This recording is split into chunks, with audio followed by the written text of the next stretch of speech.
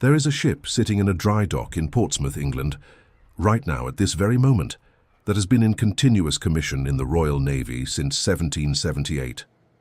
That is not a typo. The HMS Victory, the oldest commissioned warship in the world, has been serving under the same navy for nearly 2.5 centuries. She was already old when Napoleon was defeated. She was ancient when Queen Victoria took the throne. She has outlasted entire empires, survived bombs dropped on her during the Second World War, and she still flies the flag of the first Sea Lord of the Royal Navy to this day. But here is what makes her story truly extraordinary. The Victory was never supposed to become a legend. She was almost scrapped before she ever saw battle. She sat in ordinary, rotting at her moorings, for 13 years before anyone decided she was worth using. And the single afternoon that transformed her from a neglected warship into the most famous vessel in naval history lasted roughly 5 hours, during which her commanding admiral was shot through the spine and died in her hold, while his fleet dismantled the combined naval power of France and Spain. This is the entire history of the HMS Victory, and it begins not on the sea, but in the political offices and timber yards of a nation that understood more clearly than any other on earth that whoever controlled the oceans controlled everything. To understand why the Victory was built, you have to understand what Britain was facing in the middle of the 18th century. The 7 Years' War, which erupted in 1756, was the first truly global conflict in human history. Britain was fighting France and her allies, not just in Europe but in North America, the Caribbean, India, West Africa, and across every ocean that connected those theaters. The Royal Navy was the instrument that held all of these campaigns together. Without the ability to move troops, supplies, and reinforcements across thousands of miles of open water, every single British position overseas would collapse. And the navy that existed at the start of the war was not big enough. The Admiralty knew it needed more ships, and not just any ships. It needed first-rate ships of the line, the largest and most powerful warships afloat, vessels that could anchor a battle line and absorb punishment that would destroy anything smaller. In 1758, Parliament authorized the construction of 12 new ships of the line, and among them was a first-rate that would carry 100 guns on 3 decks. She was to be built at the old single dock at Chatham Dockyard in Kent, and the man tasked with designing her was Sir Thomas Slade, the surveyor of the Navy and one of the most gifted naval architects Britain ever produced. Slade's design for the Victory drew on decades of accumulated knowledge about what made a warship effective in a line of battle engagement. The principles were deceptively simple but fiendishly difficult to execute. A first-rate ship of the line needed to carry the heaviest possible armament, which meant enormous weight distributed across multiple gun decks. She needed to be stable enough to fire those guns accurately, even in rough seas, which meant getting the center of gravity right.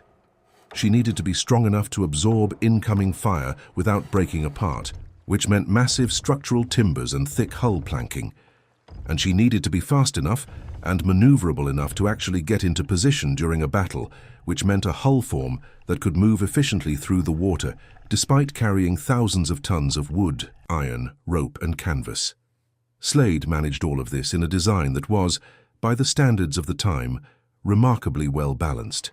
The Victory would be 227 feet long from figurehead to taffrail, 52 feet wide at her broadest point, and she would displace approximately 3,500 tons. Her keel alone was 150 feet long, laid from a single line of elm timbers that formed the backbone of the entire structure.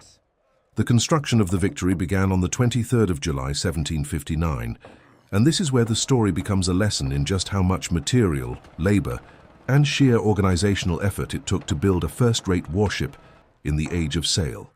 The timber requirements alone were staggering. The Victory consumed approximately 6,000 trees, the majority of them English oak, with elm used for the keel and underwater planking because of its superior resistance to rot when permanently submerged. To put that number in perspective, 6,000 mature oaks represented roughly 100 acres of forest, and each of those trees had taken between 80 and 100 years to grow to the size needed for shipbuilding. The largest timbers, the ones used for the keel, the keelson, the stem and stern post, and the main structural frames, came from trees that were often well over a century old. This means that the oaks felled to build the Victory had been seedlings during the English Civil War. The wood that would carry Nelson into battle at Trafalgar had been growing since the time of Oliver Cromwell. The process of turning raw timber into a warship was extraordinarily labor-intensive.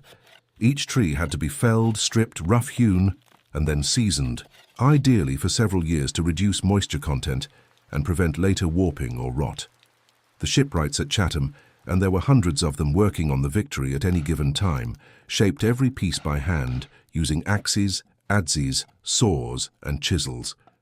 There were no power tools. There were no standardized parts. Every frame, every plank, every knee and bracket was individually fitted to its specific location in the hull.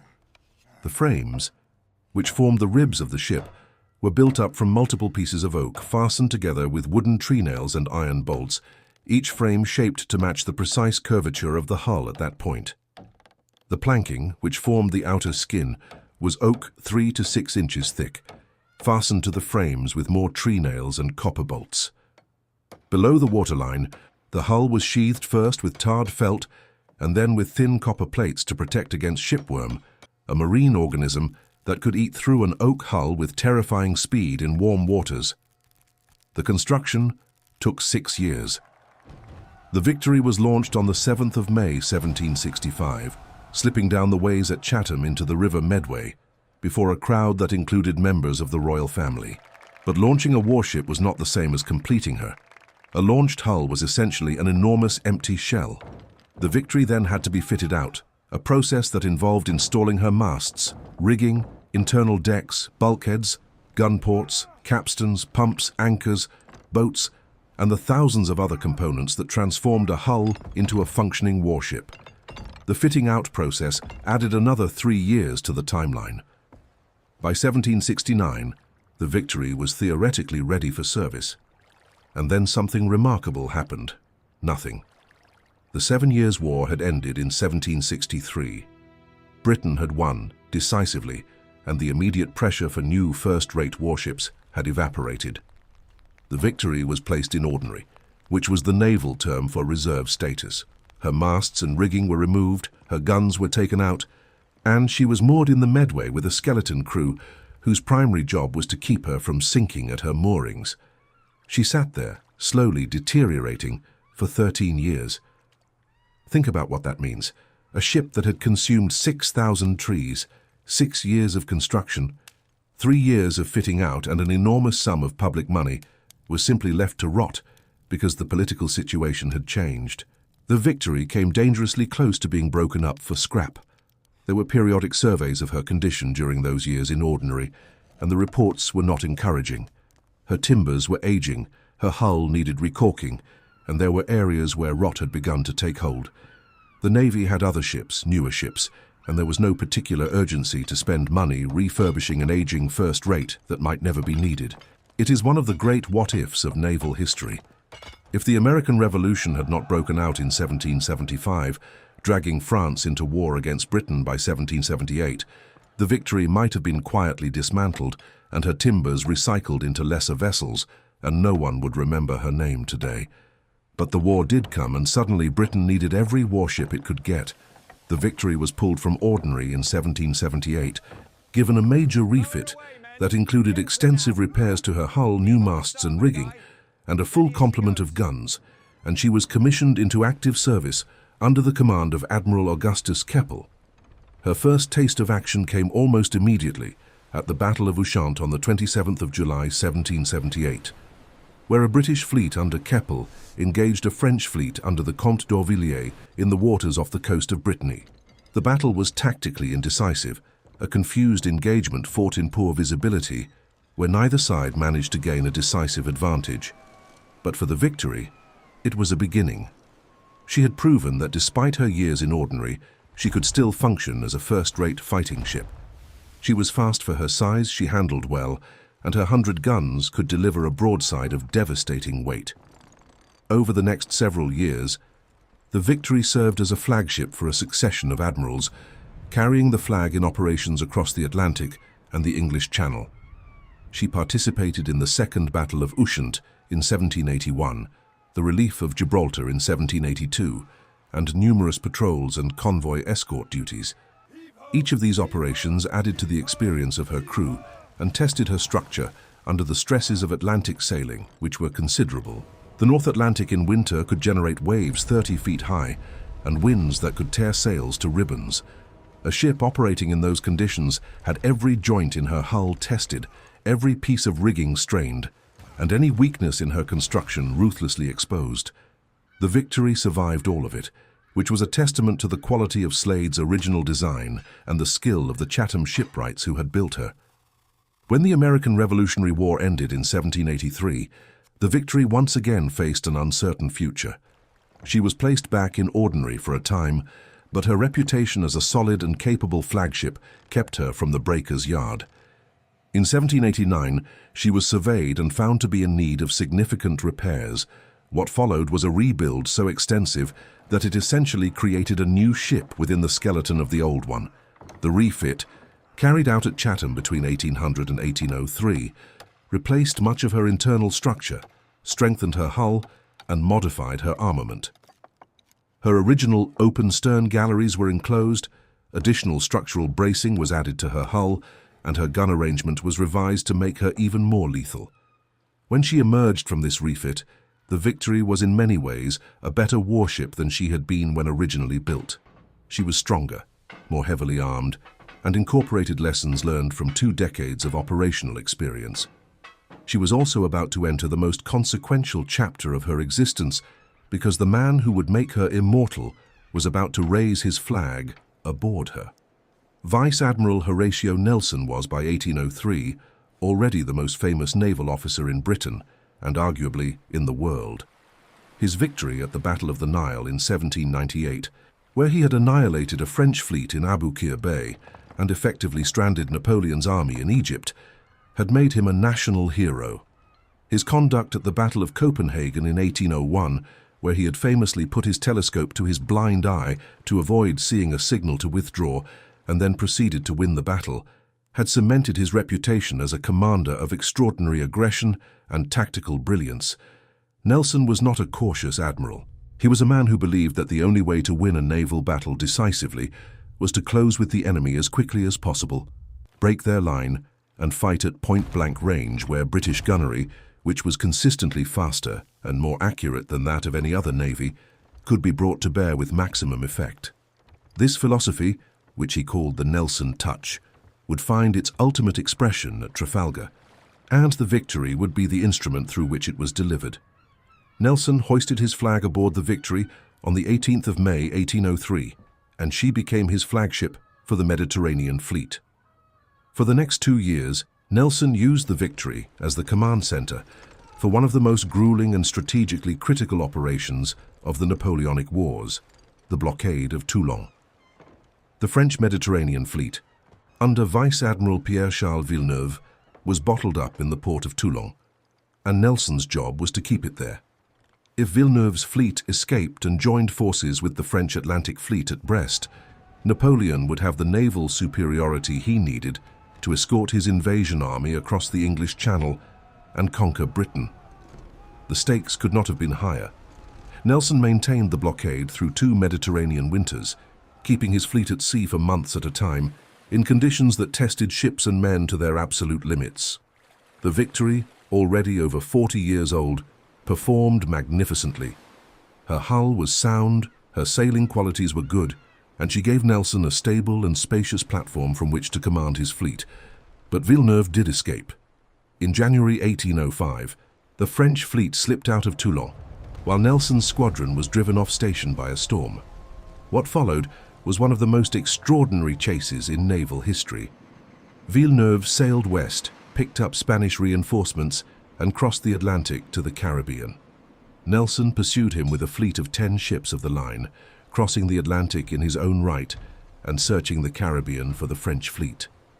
It was a chase conducted across thousands of miles of open ocean, using nothing more than wind, canvas, and intelligence reports that were often weeks out of date. Nelson never caught Villeneuve in the Caribbean, and both fleets eventually returned to European waters, but the chase accomplished something strategically vital. By drawing Villeneuve back across the Atlantic, Nelson ensured that the French admiral never achieved the concentration of naval force that Napoleon needed for his invasion. The invasion of Britain, which had been the central strategic aim of the French war effort for years, was effectively dead. By August of 1805, the strategic picture had clarified. Napoleon had abandoned his invasion plans and turned his Grande Armée east toward Austria and the campaign that would culminate at Austerlitz. Villeneuve's combined Franco-Spanish fleet, numbering 33 ships of the line, had taken refuge in the port of Cadiz in southern Spain. Nelson, who had briefly returned to England for rest, was given command of the fleet tasked with bringing Villeneuve to decisive battle.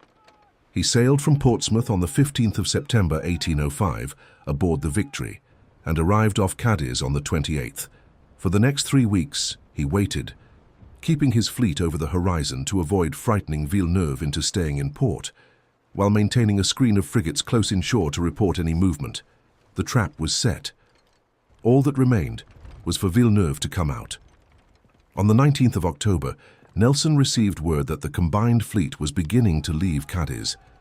Villeneuve had been ordered to enter the Mediterranean and land troops at Naples, and despite his deep reluctance to face Nelson in open battle, he had no choice but to obey. It took the combined fleet more than a day to clear the harbor and form up at sea, and by the morning of the 21st of October 1805, both fleets were in sight of each other off Cape Trafalgar, on the southwestern coast of Spain.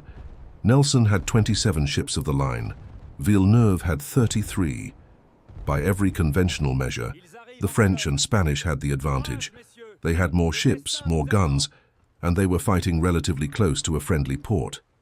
But Nelson was about to break every convention of naval warfare in a way that would decide the battle before it was half over. The standard tactic in fleet engagements of this era was for two opposing lines of warships to sail parallel to each other and exchange broadsides. This was methodical, it was predictable, and it very rarely produced a decisive result because the losing fleet could simply withdraw before being destroyed. Nelson wanted annihilation, not a marginal victory. His plan, which he had discussed in detail with his captains in the weeks before the battle, was to divide his fleet into 2 columns and drive them perpendicular to the enemy line, cutting through it at 2 points. The leading ships in each column would endure terrible punishment as they approached, because they would be under fire from multiple enemy ships while unable to reply with their own broadsides. But once they broke through the line, the enemy fleet would be cut into 3 pieces. The van separated from the center and the rear, unable to support each other. It would become a close-range melee, in which British gunnery and seamanship would be decisive. It was a plan of breathtaking audacity, and Nelson knew it would work because he knew his captains and he knew his crews. These were men who had been at sea for years, who drilled their guns constantly, and who could fire 2 or 3 broadsides for every one that their French or Spanish opponents could manage. The morning of the 21st of October dawned with light winds, which meant the approach would be agonizingly slow. Nelson's fleet formed into 2 columns. The weather column, led by Nelson aboard the Victory, would strike the enemy line near its center. The lee column, led by Vice Admiral Cuthbert Collingwood aboard the Royal Sovereign, would strike further to the rear. As the columns began their approach, Nelson went below to his cabin and wrote a prayer in his diary, committing himself and his fleet to the protection of God. He then returned to the quarterdeck and ordered one of the most famous signals in naval history. At 11:45 in the morning, the Victory's signal flag spelled out, "England expects that every man will do his duty." The signal was received with cheers throughout the fleet, though Collingwood, a blunt and practical Northumbrian, reportedly grumbled that he wished Nelson would stop signaling because they all knew what they had to do. Collingwood's Royal Sovereign broke through the enemy line first, at approximately noon, engaging the Spanish flagship Santa Ana in a ferocious close-range duel.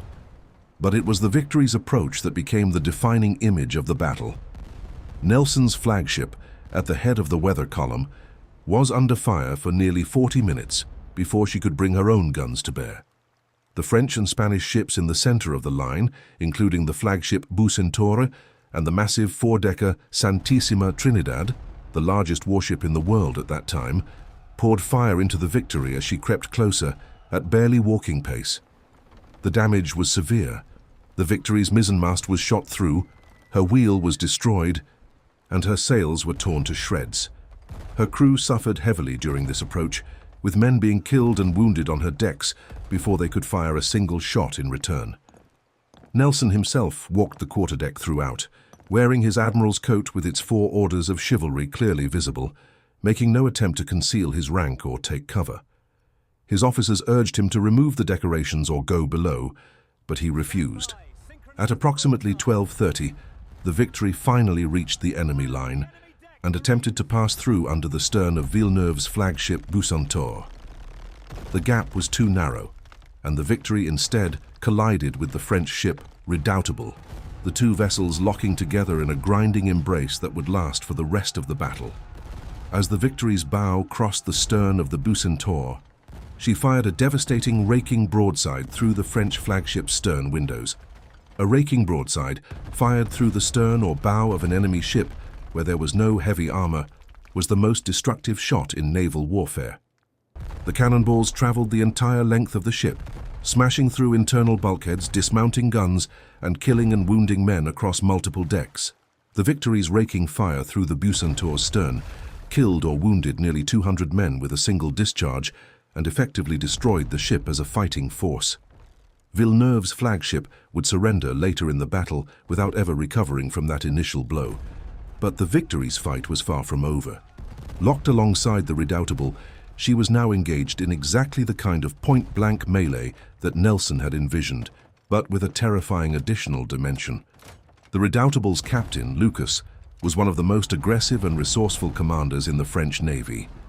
Knowing that his relatively small 74-gun ship could not match the Victory's broadside firepower, Lucas had trained his crew extensively in musketry and prepared them for boarding.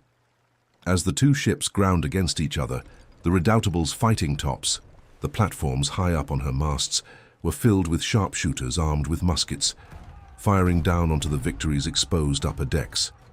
The Victory's crew fought back with their own small arms and with devastating carronades, short-range, large-caliber guns loaded with grape shot that turned the upper decks of both ships into killing grounds.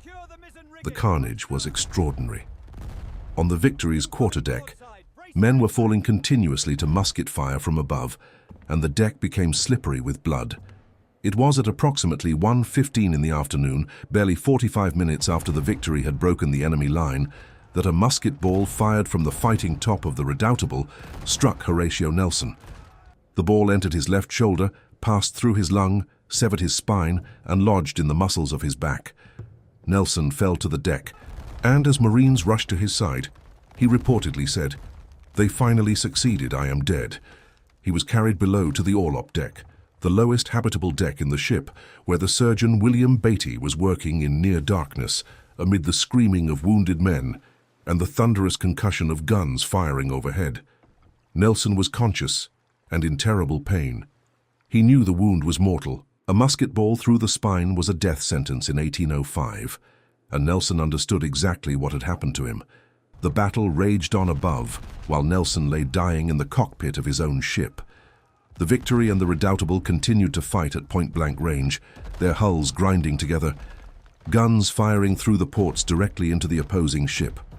At one point, the Redoutable's crew actually attempted to board the Victory, and a desperate fight broke out on the upper decks before the boarders were repelled. The Temeraire, a British 98-gun ship, came alongside the Redoutable from the other side, and the French ship found herself sandwiched between 2 enemies, taking fire from both sides simultaneously. The destruction was total. By the time the Redoutable finally surrendered, she had suffered casualties of over 80% of her crew, one of the highest casualty rates suffered by any ship in any naval battle in history. Her captain, Lucas, survived, badly wounded, and was taken prisoner. Across the breadth of the battle, the result was exactly as Nelson had planned. His 2 columns had cut the combined fleet into isolated groups, and the British ships, fighting at close range in the melee that followed, had systematically destroyed or captured one enemy ship after another. The gunnery advantage was decisive. British crews, drilled to a level of efficiency that no other navy could match, fired their guns 2 to 3 times faster than their opponents. In a close-range engagement, where accuracy was almost irrelevant, because you were firing into a wooden hull at a distance of 50 feet. Rate of fire was everything. The faster you could reload and fire, the more damage you inflicted, and the sooner the enemy ship was battered into surrender. The French and Spanish crews fought with great courage, and several of their ships put up prolonged and desperate resistance, but they were overwhelmed by the sheer volume of fire that the British could deliver. By mid-afternoon, the battle was effectively over. 18 ships of the combined fleet had been captured or destroyed. Not a single British ship was lost. It was the most decisive naval victory since the destruction of the Spanish Armada, and its strategic consequences were immense. The threat of a French invasion of Britain was eliminated permanently. French naval power was broken so thoroughly that it would never seriously challenge British supremacy at sea again. The battle established British command of the world's oceans for the next century, a dominance that would underpin the entire structure of the British Empire and shape the political and economic development of the modern world. All of that was decided in 5 hours of close-range gunfire off the coast of southern Spain, and the ship at the center of it all was the Victory. But below the Victory's waterline, in the dim and blood-soaked cockpit, the man who had made it happen was slipping away. Nelson was kept informed of the battle's progress as his officers sent reports down to the surgeon's station. He knew that the battle was going in his favor. He repeatedly asked Captain Hardy, his flag captain and closest professional companion, for updates, and Hardy confirmed that the combined fleet was being destroyed. Nelson's final hours were a mixture of agony and satisfaction.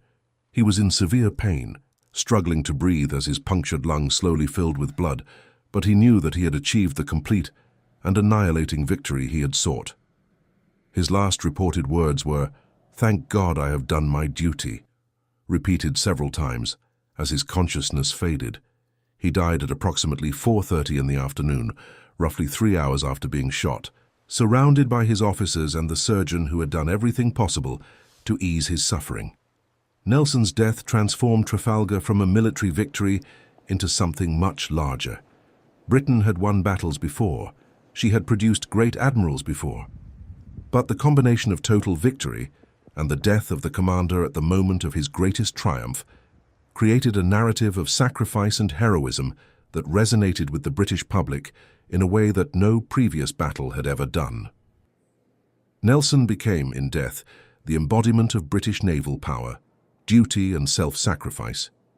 His body was preserved in a barrel of brandy, mixed with camphor for the voyage home, and his funeral in January 1806 was one of the largest public events in British history. The Victory herself carried Nelson's body back to England, sailing into the Thames with her battle damage still visible, her masts jury-rigged, her hull scarred by French and Spanish cannonballs. The sight of the battered flagship carrying the dead hero moved the nation profoundly. Now here is the thing that most people do not realize about the Victory. Her story did not end at Trafalgar. The battle was the defining moment, yes, but the ship had decades of service ahead of her.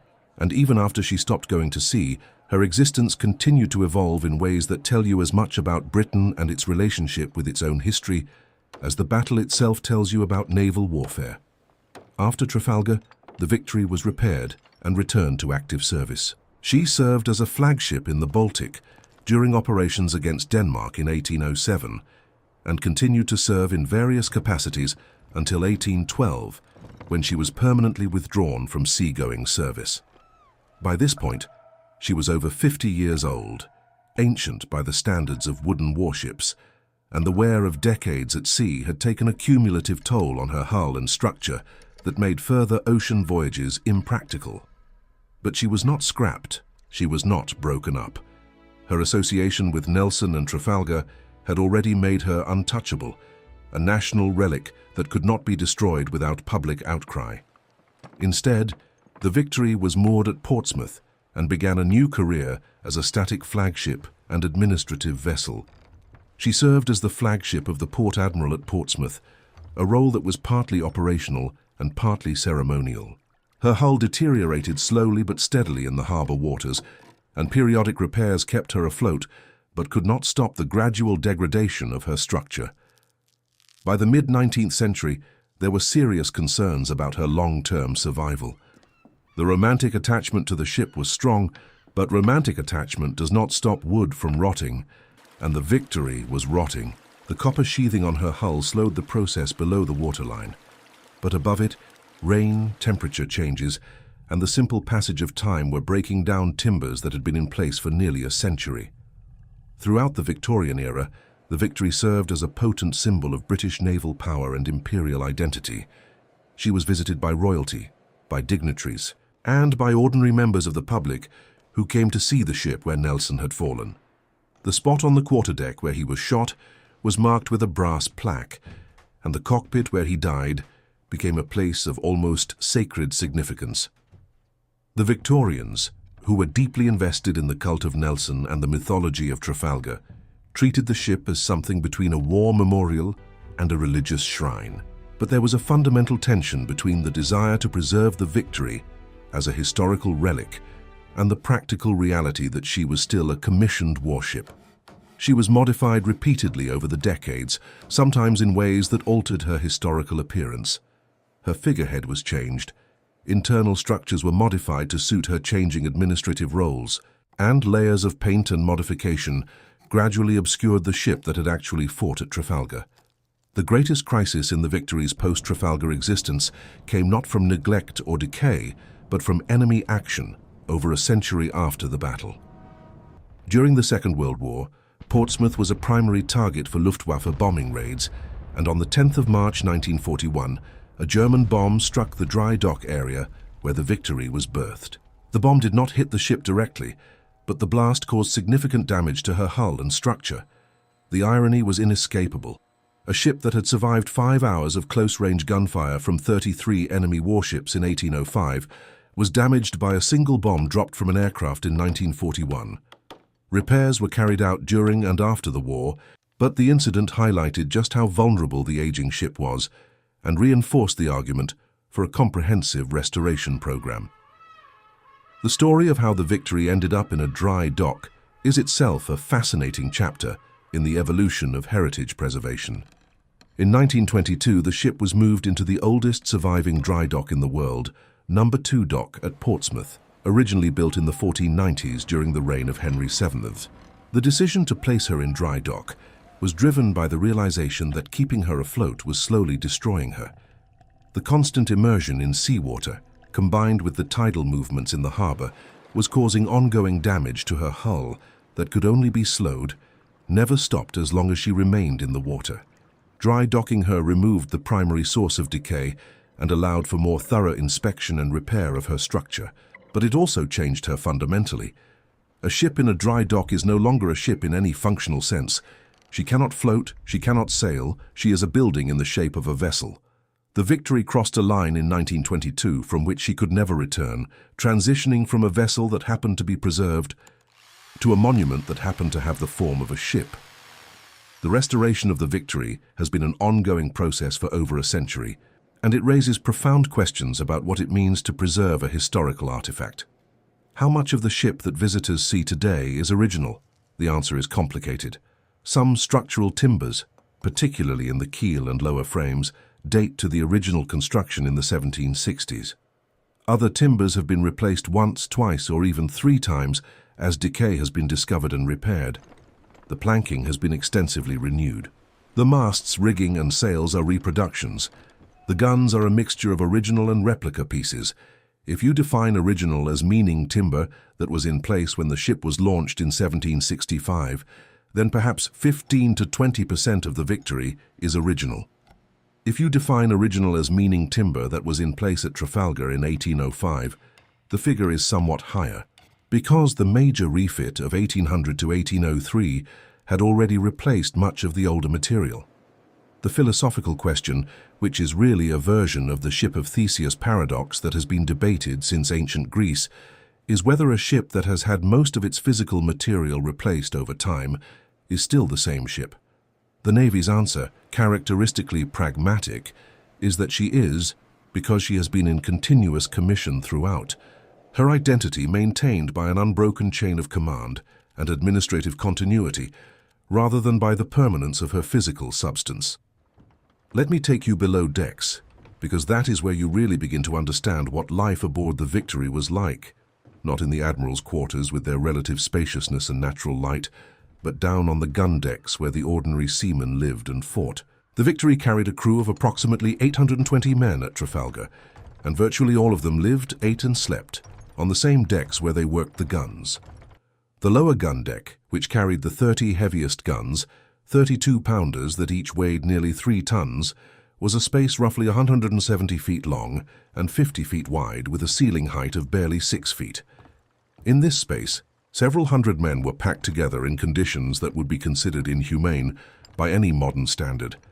Each man was allocated a sleeping space of approximately 14 inches wide, slung in a hammock that hung from hooks in the overhead beams. The hammocks were packed so tightly that they touched, and a man turning in his sleep would bump against the men on either side of him. There was no privacy of any kind.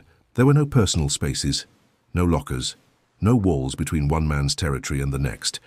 Everything happened in public, from sleeping to eating to answering the call of nature, which was done at the heads, an open platform at the bow of the ship that projected over the water, with holes cut in it for seating.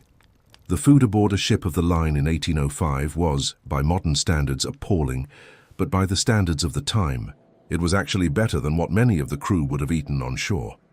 The basic naval ration consisted of salt beef or salt pork, ship's biscuit, which was a tooth-breakingly hard cracker that was often infested with weevils after a few weeks at sea, dried peas, oatmeal, butter, cheese, and a daily ration of 1 gallon of beer, or when beer was unavailable, half a pint of rum diluted with water to make grog. The caloric content of the ration was actually quite high, around 400–500 calories per day, because the work of sailing a warship was extraordinarily physical, and men needed the energy. The problem was not quantity, but quality and variety. After weeks at sea, the salt meat became almost inedibly tough, the biscuit became a habitat for insects, and the cheese developed a consistency that sailors compared to wood. Fresh fruit and vegetables were virtually unavailable during long voyages, which is why scurvy remained a threat, despite the Admiralty's adoption of lemon juice as a preventive measure in the 1790s. The cooking was done in a large iron stove in the galley, usually located on the middle gun deck, and it produced meals of a uniformity and blandness that defied description. Everything was boiled. Always. But here is the crucial thing to understand about life on the lower decks of a ship like the Victory. Despite the crowding, the poor food, the constant damp, the danger, and the backbreaking labor of handling sails, pumping bilges, and working guns that weighed as much as a car, the men who served aboard her were not, for the most part, miserable wretches dragooned into service against their will. The popular image of the press gang sweeping up unwilling men from pubs and forcing them into the Navy is not entirely wrong, but it is not entirely right either. Many of the Victory's crew were volunteers, professional seamen who had chosen the Navy as a career. The pay was poor, the conditions were harsh, but the Navy offered things that were hard to find elsewhere in early 19th century Britain: regular meals, a structured community, the possibility of prize money from captured enemy ships, and a sense of purpose and belonging that was powerful and real. The bonds formed between men who lived and fought in such close quarters were intense, and the esprit de corps aboard a well-run ship of the line was formidable.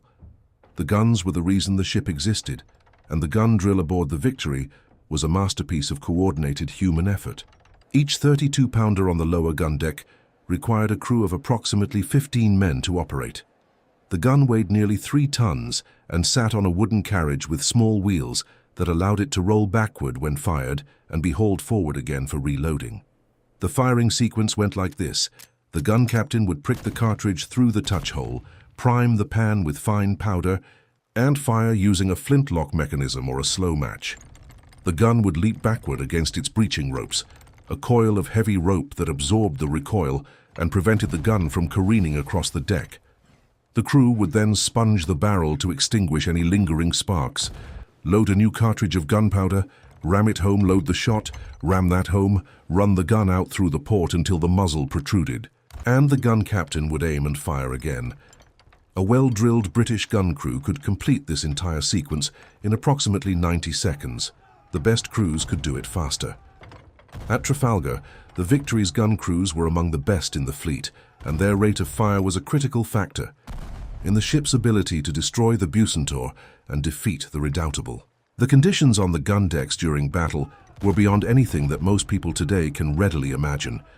The noise was literally deafening.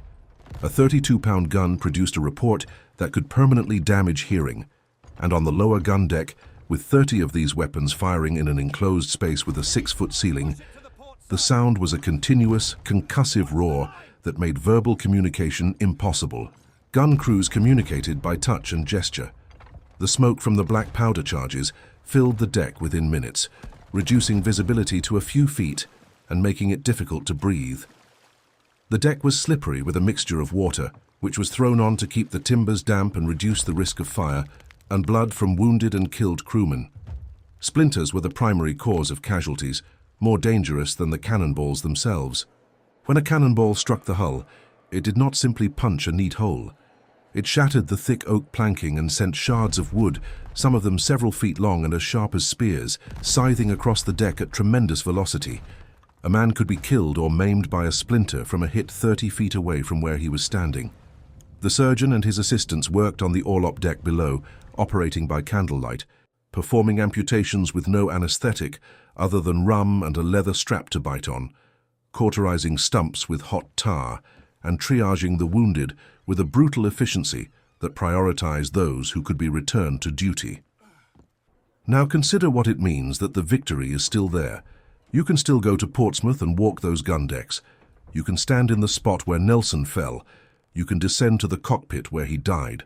You can run your hand along timbers that were shaped by men who lived in a world without electricity, without antibiotics, without any of the technological infrastructure that defines modern life. The Victory is not a replica. She is not a reconstruction. She is the actual ship, modified and repaired and restored over centuries, but continuous in her identity from the day she was launched in 1765 to this moment. That continuity is what makes her extraordinary. There are other old ships in the world. The Vasa in Stockholm is older, but she sank on her maiden voyage and spent 3 centuries on the seabed before being raised. The Constitution in Boston is still afloat, but she is a frigate, a much smaller vessel, and she was built 30 years after the Victory. No other ship in the world combines the Victory's age, her historical significance, her continuous service record, and her sheer physical presence. The physical experience of visiting the Victory today is startling because of the scale. When you see a ship of the line in a painting or a model, you have no real sense of how large these vessels were. Standing on the dockside and looking up at the Victory's hull, which rises over 60 feet from the keel to the top of the bulwarks, is a genuinely awe-inspiring experience. The hull is a vast wall of black and yellow timber, studded with the closed ports of her guns, rising above you like the side of a building. The figurehead, a pair of royal arms flanked by figures representing various national virtues, projects from the bow with an elaborate gilded ornamentation that was designed to project power and prestige. When you board the ship and walk her decks, the sense of scale changes again.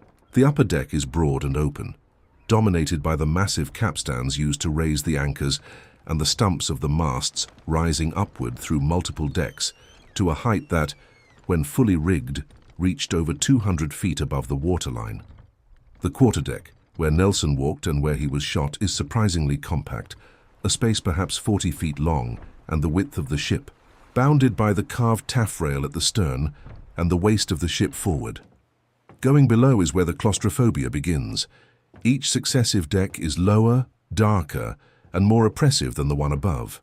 The gun decks, even now with modern lighting and interpretive displays, are cramped and oppressive spaces that give you an immediate visceral understanding of what it must have been like to live there. The headroom decreases as you go down.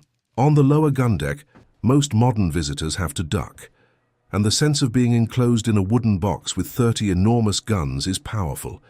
The orlop deck, at the very bottom of the ship, is genuinely dark and close, and standing in the spot where Nelson died, which is marked with a simple plaque, is one of those moments where history stops being an abstraction and becomes a physical sensation. You are standing in the place where a man bled to death while his fleet won the most decisive naval battle in history. and the timbers around you are, in some cases, the same timbers that were there when it happened.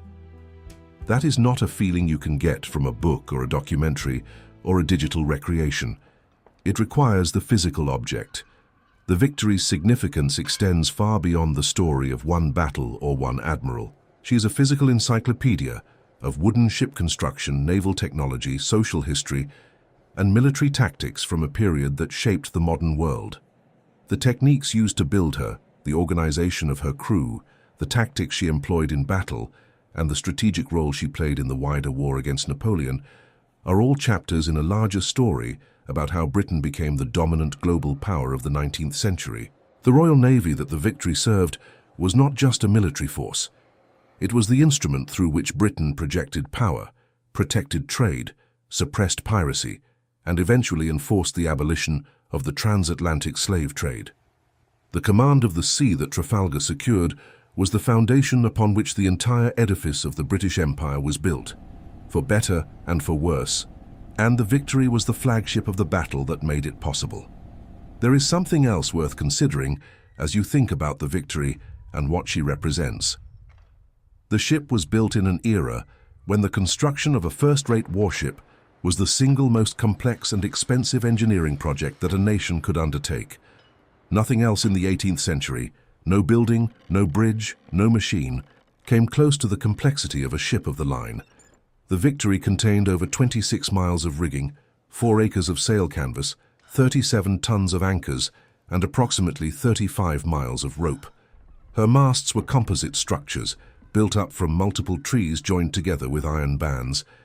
Because no single tree in Europe was tall enough or straight enough to serve as a mast for a first-rate ship.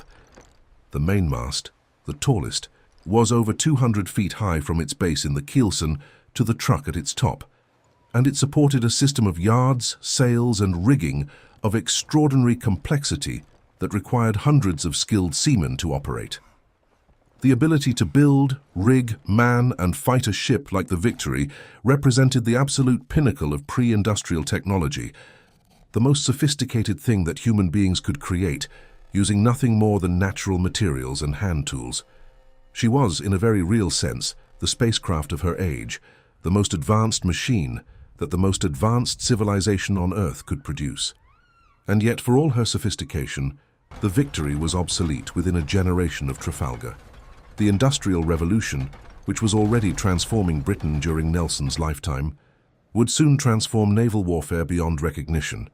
The introduction of steam propulsion, iron and later steel hulls, and explosive shells in the 1820s and 1830s rendered wooden sailing warships like the Victory as outdated as the Roman trireme.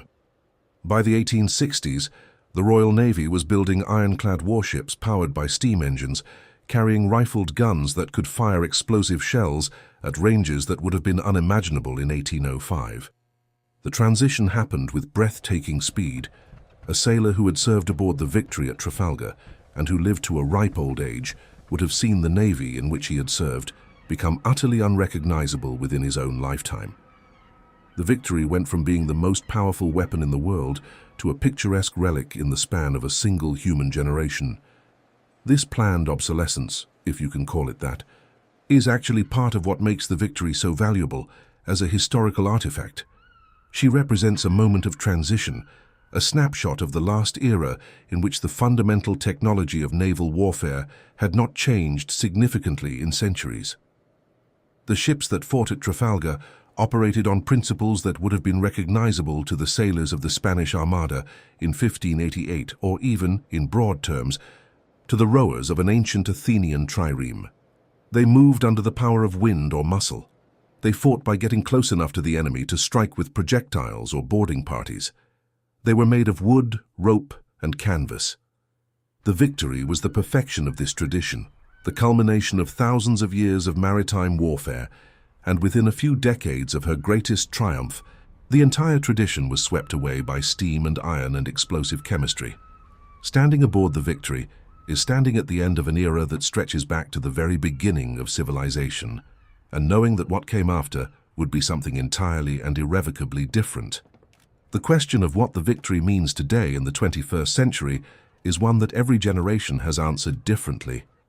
For the Victorians, she was a symbol of imperial destiny, proof that Britain was chosen to rule the waves and, by extension, the world. For the Edwardians, she was a reminder of past glory at a time when that glory seemed to be fading and the naval rivalry with Germany was making the seas dangerous again. During both world wars, she was a symbol of defiance and endurance, proof that Britain had faced existential threats before and had prevailed. And today, she is something more complicated, a monument to a naval supremacy that no longer exists, a relic of an empire that has been dismantled, a memorial to a style of warfare that has been superseded, and yet still somehow a source of genuine pride and fascination for the millions of people who visit her every year. She has transcended her origins as a weapon of war and become something broader, a symbol of human craftsmanship, human courage, and the human capacity to build things of beauty and power even under the harshest conditions. The curators and conservators who look after the Victory today face a challenge that is unique in the world of heritage preservation. They are maintaining a wooden ship that is over 260 years old, that has been modified extensively over its lifetime, and that is simultaneously a working commissioned warship, a national memorial, a tourist attraction, and a research resource. The conservation philosophy has evolved significantly over the decades. Earlier restorations sometimes prioritized making the ship look good at the expense of historical accuracy, replacing original material with new timber and painting over evidence of age and wear. More recent conservation efforts have taken a more nuanced approach, seeking to preserve as much original material as possible while stabilizing the structure against further decay. Modern techniques including timber analysis, environmental monitoring, and computer modeling are being used to understand the stresses on the ship's structure and to plan interventions that will extend her life without compromising her historical integrity. One of the most significant ongoing challenges is the fact that the Victory is essentially supporting her own weight in dry dock in a way that she was never designed to do. A ship is designed to be supported by water, which distributes the load evenly across the entire hull. In dry dock, the hull is supported by blocks and shores at specific points, which create stress concentrations that the original structure was never intended to handle. Over decades, this has caused distortion and movement in the hull, with some areas sagging and others being pushed upward. A major conservation project that began in 2011 has been working to address this issue by installing a new support system that distributes the load more evenly and reduces the stress on the original structure. The project is expected to take years to complete and represents one of the most complex maritime conservation efforts ever undertaken. What is perhaps most remarkable about the Victory is how she continues to hold her commission. She is not a museum ship in the conventional sense. She remains the flagship of the First Sea Lord, the professional head of the Royal Navy, and she flies his flag from her masthead. Every officer and sailor in the Royal Navy is, in a formal administrative sense, connected to the Victory through the chain of command. She appears on the Navy's books, she has a crew assigned to her, and her commanding officer holds the rank of Lieutenant Commander. This is not merely a ceremonial nicety, it is a deliberate act of institutional memory, a statement by the Royal Navy that it considers itself to be the same Navy that fought at Trafalgar, connected to that battle, and to Nelson by an unbroken line of command and tradition. The Victory is the physical embodiment of that continuity, a thread that runs from the age of sail to the age of nuclear submarines and aircraft carriers, linking the most modern warships in the fleet to the wooden walls that once defended an island nation against the most powerful military force in Europe. Here is a question worth thinking about. What if the Victory had been destroyed? What if she had been scrapped in the 1780s, broken up after Trafalgar, sunk by that German bomb in 1941, or simply allowed to decay beyond saving at some point in her long and precarious post-battle existence? The history would be the same. Nelson would still have won at Trafalgar. The Royal Navy would still have dominated the world's oceans for a century. The British Empire would still have risen and fallen. Everything that happened would still have happened. But would it feel the same? Would the story have the same resonance, the same emotional weight, without the physical object at its center? The answer, almost certainly, is no. The The Victory is not history in the abstract. She is history you can touch, history you can walk through, history that exists in 3 dimensions and occupies real space in the real world. She is proof that the past actually happened, not as words on a page or images on a screen, but as a physical reality that produced physical objects that have endured across centuries. In a world that is increasingly digital, increasingly virtual, increasingly detached from physical reality, there is something profoundly important about a monument that demands your physical presence to be fully understood. The Victory was built to fight. She was designed, constructed, and armed for the specific purpose of destroying enemy warships and asserting British control over the sea lanes that connected an island nation to its global interests. She fulfilled that purpose at Trafalgar in a few hours of extraordinary violence, and then she went on to fulfill a purpose that no one who laid her keel in 1759 could possibly have imagined. She became a keeper of memory, a vessel not of sailors and guns, but of stories and meanings, carrying the accumulated weight of national identity and historical consciousness across the centuries. She has been a warship, a flagship, a depot ship, a headquarters, a bomb target, a tourist attraction, and a national treasure. She has been neglected, forgotten, rediscovered, romanticized, and restored. She has been painted, repainted, repaired, rebuilt, and reinterpreted by every generation that has encountered her. And through all of it, she has remained stubbornly and magnificently herself. The same ship, the same name, the same commission, a survivor in every sense of the word. So the next time you hear about a new aircraft carrier being launched, or a new submarine being commissioned, or a new destroyer entering service with the Royal Navy, remember that somewhere in the administrative paperwork, somewhere in the chain of command, there is still a connection running back to a wooden ship sitting in a dry dock in Portsmouth. A ship built from trees that were seedlings during the English Civil War. A ship that sat rotting for 13 years because no one could be bothered to use her. A ship that carried the most famous admiral in British history to his greatest victory and his death. A ship that survived everything the world could throw at her, from French cannonballs to German bombs to the slow and patient assault of time itself. She is still there. She is still commissioned. And if you go to Portsmouth and pay her a visit, you can stand on the same planks where Nelson stood, look out through the same gun ports that his crews fired through, and feel, in a way that no book or film can replicate, the weight and the reality and the sheer improbable persistence of the past. If you enjoyed this journey through the history of the Victory, leave a like, subscribe to the channel, and let me know in the comments which historic warship you think deserves a deep dive like this one.